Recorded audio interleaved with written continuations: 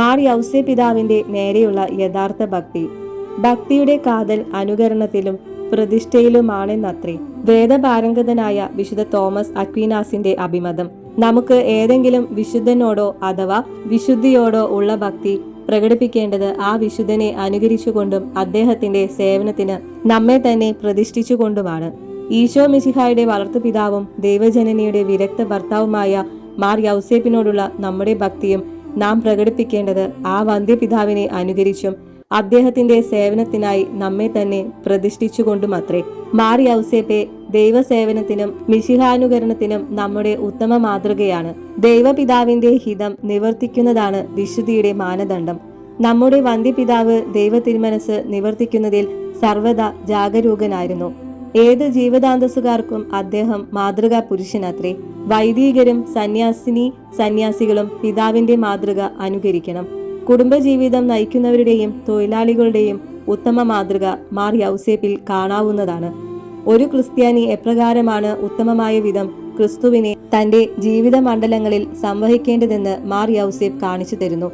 അദ്ദേഹത്തിന്റെ അസ്തിത്വവും പ്രവർത്തനങ്ങളുമെല്ലാം ക്രിസ്തുവിന് വേണ്ടിയായിരുന്നുവല്ലോ. ദേവമാതാവായ പരിശുദ്ധ കന്യകയെ സ്നേഹിക്കുകയും സേവിക്കുകയും ചെയ്യുന്നതിലും വിശുദ്ധ യൗസേപ്പ് മാതൃക കാണിച്ചു തരുന്നു. എല്ലാ ക്രിസ്തീയ സുഹൃതങ്ങളും മാർ യൗസേപ്പിൽ പ്രശോഭിച്ചിരുന്നു. ദൈവസ്നേഹവും പരസ്നേഹവും അതിന്റെ ഏറ്റവും പൂർണ്ണതയിൽ മാർ യൗസേപ്പ് പ്രാവർത്തികമാക്കി. വിശ്വാസത്തിന്റെയും പ്രത്യാശയുടേതുമായ ഒരു തീർത്ഥയാത്രയായിരുന്നു ആ ജീവിതം. മാർ യൗസേപ്പിന്റെ സേവനത്തിന് നമ്മെ തന്നെ നാം പ്രതിഷ്ഠിക്കണം. വന്ധ്യപിതാവ് ഈ ലോകത്തിൽ ജീവിച്ചിരുന്നത് ഏത് ലക്ഷ്യത്തിനു വേണ്ടിയായിരുന്നുവോ അതേ ലക്ഷ്യം തന്നെ നമ്മുടെ ജീവിതത്തിലും നമുക്കുണ്ടായിരിക്കണം.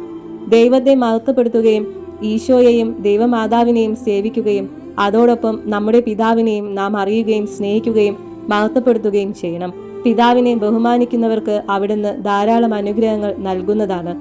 മാർ യൗസേ പിതാവിനെ മറ്റുള്ളവരും അറിയുകയും സ്നേഹിക്കുകയും ചെയ്യുവാൻ പരിശ്രമിക്കുകയും അവിടുത്തെ നേരെയുള്ള ഭക്തി പ്രചരിപ്പിക്കുകയും ചെയ്യുന്നവർക്ക് അസാധാരണമായ സിദ്ധികളും ദാനങ്ങളും ലഭിക്കുന്നതാണ്. ആവിലായിലെ വിശുദ്ധ ത്രേസ്യ, വിശുദ്ധ യൗസേപ്പിന്റെ ബ്രദർ ആൻഡ്രേ എന്നിവരുടെ ജീവിതവും പ്രവർത്തനങ്ങളും ഇതിന് ഉപോത്ബലകമത്രേ.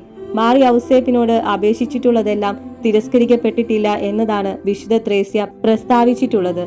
അതിനാൽ ഉത്തമ ക്രിസ്തീയ ജീവിതം നയിക്കുന്നതിന് ആധ്യാത്മികവും ഭൗതികവുമായിട്ടുള്ള അനേകം നന്മകൾ ലഭിക്കുന്നതിനും മാർ യൗസേപ്പിനോടുള്ള ഭക്തി അനുപേക്ഷണീയമത്രേ.